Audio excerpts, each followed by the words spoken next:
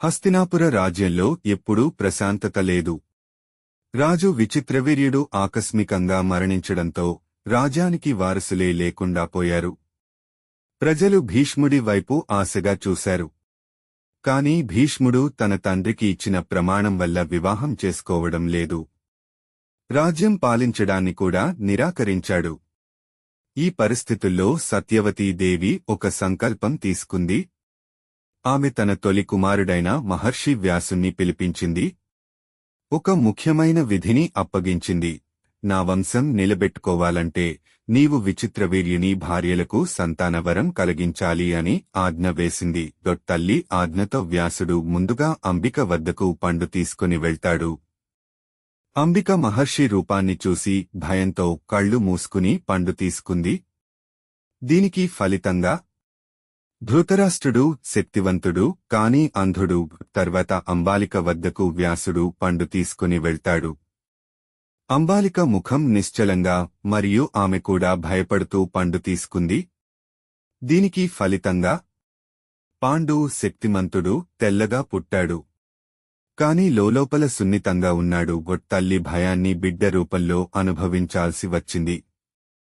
వ్యాసుడు అంబికకు ఇంకోసారి పండు ఇవ్వబోతుండగా ఆ పండు తీసుకోవడంలో కొంచెం సంకోచించింది. వ్యాసుడు ఆ పండును దాసికి అందించాడు. దాసిని ధైర్యంగా పండు తీసుకుంది. దీనికి ఫలితంగా విదురుడు జ్ఞానవంతుడు, న్యాయబద్ధమైనవాడు, ధర్మాన్ని గుండెల్లో వేసుకున్నవాడు. అంబికకు పుట్టినవాడు ధృతరాష్ట్రుడు అంధుడు. అంబాలికకు పుట్టినవాడు పాండు తెల్లవాడు, శక్తివంతుడు.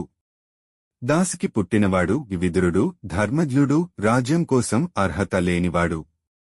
హస్తినాపురానికి నూతన నాయకుడి అవసరం ఏర్పడింది. భీష్ముడు రాజ్యం పాలించేందుకు ధృతరాష్ట్రుడు అంధుడని భావించి పాండుని యువరాజుగా నియమించాడు. పాండు యుద్ధాల్లో అనేక విజయాలను సాధించాడు. రాజ్యాన్ని గొప్పగా పరిపాలించాడు. పాండు యుద్ధాల్లో అనేక విజయాలను సాధించాడు. రాజ్యాన్ని గొప్పగా పరిపాలించాడు. సింహాసనాన్ని పాండు అధిష్ఠించాడు. పాండు చాలా విజయవంతమైన పాలకుడిగా పేరొందాడు. అనేక యుద్ధాల్లో గెలిచి దేశాన్ని విస్తరించాడు. పాండు పాలన ప్రజలను ఆనందపరిచింది. ధైర్యం, ధర్మం రెండూ అతనిలో అద్దంలా కనిపించాయి.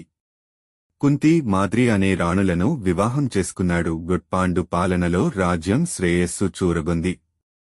పాండు తన భార్యలు కుంతి, మాద్రులతో కలిసి సుఖంగా జీవించసాగాడు.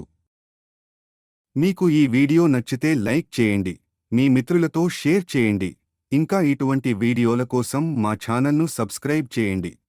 మీరు చూసినందుకు ధన్యవాదాలు.